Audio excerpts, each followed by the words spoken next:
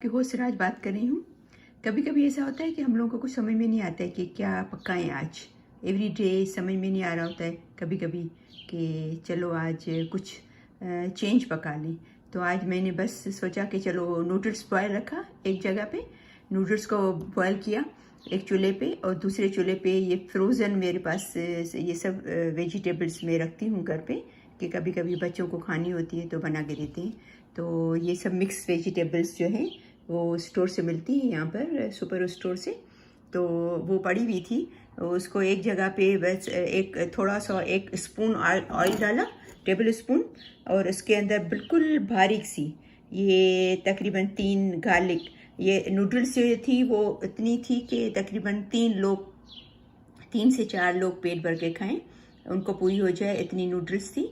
और उसमें ये 3 बिल्कुल भारी कटी हुई नूडल्स जो है वो मैंने डाली। और जब जैसे ही वो येलो ब्राउनिश हो गई तो उसमें ये सब मिक्स वेजिटेबल्स डाल दी। और चूल्हा ये ध्यान करो कि चूल्हा आपका फुल होना चाहिए कि वेजिटेबल्स जो है वो सॉफ्ट नहीं हो जाए। सॉफ्ट हो जाएंगी तो वो क्रंची नहीं रहेंगी, क्रंची नहीं होगी तो खाने में मज़ा नहीं आएगा।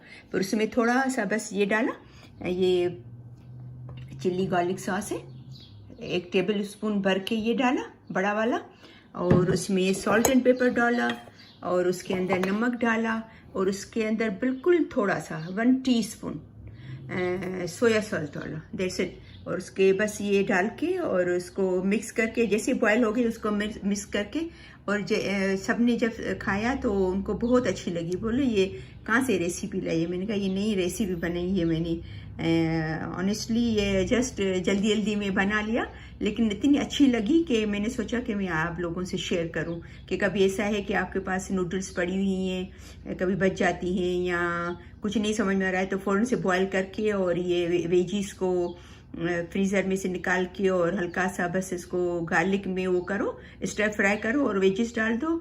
बेहतरीन, बहुत अच्छी बनी थी, आप ज़रूर ट्राई कीजिएगा। ठीक है।